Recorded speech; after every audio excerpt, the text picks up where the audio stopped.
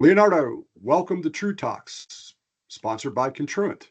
We appreciate you joining us today. Leonardo, we have a global audience. Why don't we start by spending just a few minutes and introduce yourself and tell us a little bit about what you're up to? Okay, thank you, Andy, for inviting me to this session. I'm Leonardo Barros. I'm a civil engineer from Brazil. I work in risk management for long, and in project management, I can say since 2006. So I'm very excited to be here. Leonardo, we appreciate you joining. How is the weather in your part of the world? Well, today it's cloudy here, and I'm in Rio de Janeiro, so well, people think that's always hot, but now it's cloudy. It's very nice. Instead of have that 40 degrees Celsius, I have today like 24 or 25. It's very, very good. No, that's great, but appreciate you sharing that. And again, thanks for joining us. Leonardo, you have a really strong reputation and passion for risk management on large capital projects. Particularly, your focus is on protecting not only your brand, but your company's brand, and then optimizing those projects to achieve just the best potential outcomes and cash flow. Why don't you spend a couple minutes and talk to the audience about your experience and how really proven risk management can help any project? Yeah. Well, as civil engineer, I started as with the majority of us in the construction yard. I spent like several years there. Then I realized that something was wrong. The parts were always getting late, overrun budget, and I realized that planning costs were the first key to look at. And then realized that not just that, I need to go one step further. So okay, risk management, that's what is missing in our project. So I investigate that. I work in risk management since 2009. And then I realized that when you have the risk management view, when you absorb this culture in yourself, you really can go after a project running in time and in budget all over the time. For sure, you're not always going to reach it, but it's a mentality, it's something that you have to go for it. And with this, you go to look for the correct tools to model your project according to the project objectives, to the company objectives. Oh, that's great, bud. Appreciate that. Leonardo, how important when you're managing risk on a project is the WBS and the coding structures and where you're collecting those costs so you can appropriately manage those risks? I mean, that's got to be a very important part of the process. Yeah, it's something that I really fight for, have something good. Majority of the companies still doing things in a spreadsheet. That is completely insane because you have projects of billions or millions of dollars or reais, and this really doesn't work. So have a structured data in a WBS, the CBS, and the RBS. This is the first step for you to manage risks, and not just risks. When I say risks, I'm always saying about risk, scheduling, and cost because this is everything, they work together. So you cannot really proper manage risk without a WBS, without a CBS. It's the first step you have to take. That's great advice, and it makes perfect sense.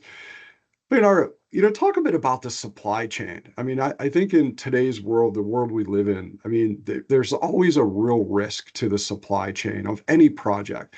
And I know you have some amazing experience and stories around, the importance of managing the risk on that supply chain. Why don't you tell us a bit about that?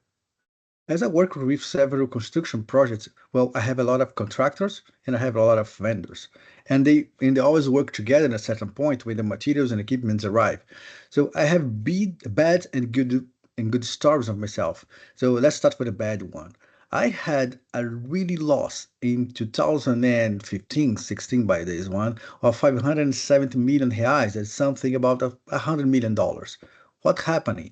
We didn't investigate properly one subcontractor that had a lot of our equipment and material and they just bankrupted. So we lost this amount of money. We had to go after all those materials, those equipments again, part in South Korea, and the company in South Korea were corrupt again. So investigate properly the supply chain is key for risk management.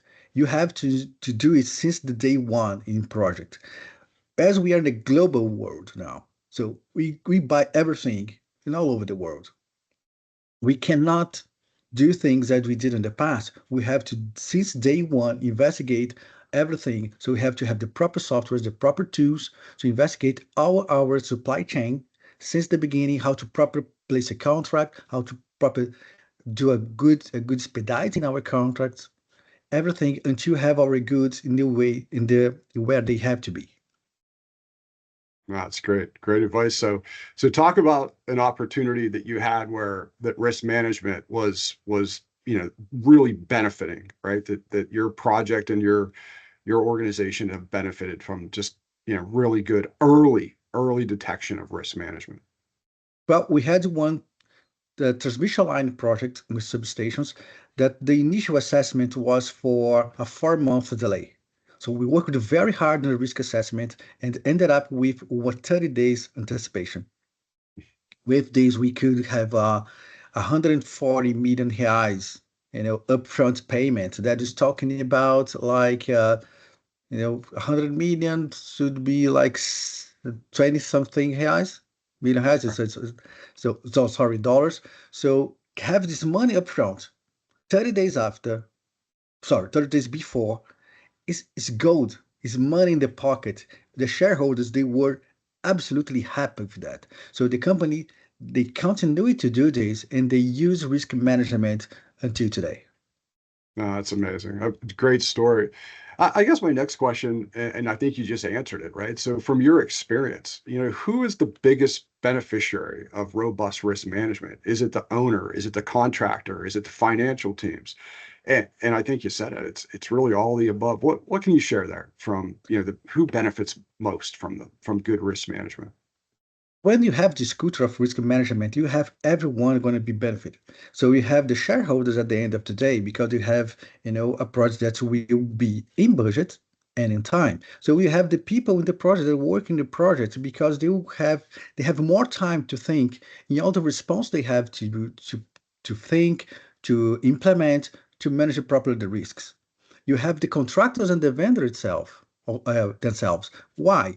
Because they have a more transparent work. They don't have to hide anything. So we can work cooperatively. That is very different from the past. Sorry, it's very different from the past. We have to have risk management since day one because this will save money not just for the owners, but for everyone in supply chain.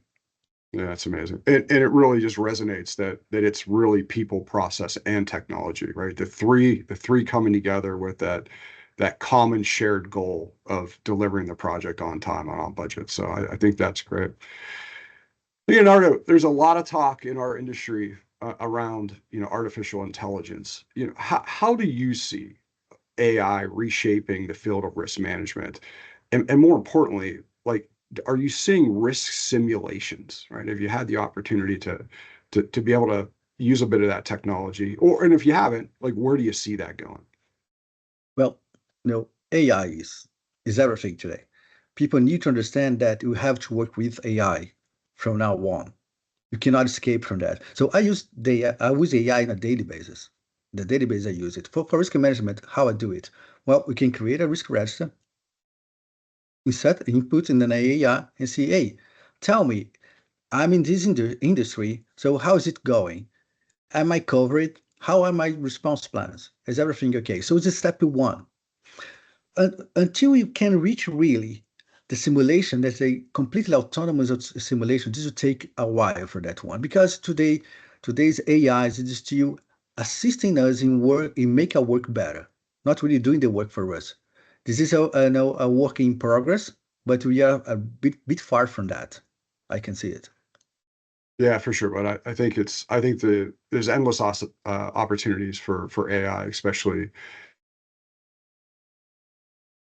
And we pride ourselves at Contruent to taking the scope, the schedule, and the cost model, right? Bringing those together, integrating those, right? To give that common layer and that common data. So super excited about what I see in the future for AI and risk management.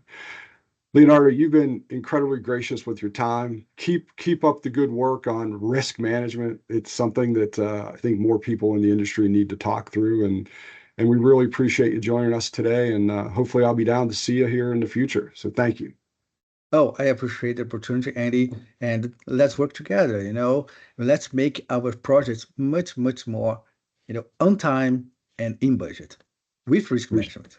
I appreciate that, but that's what we're all trying to do. So appreciate Yeah, your time. All right, thank you, bud. thank you.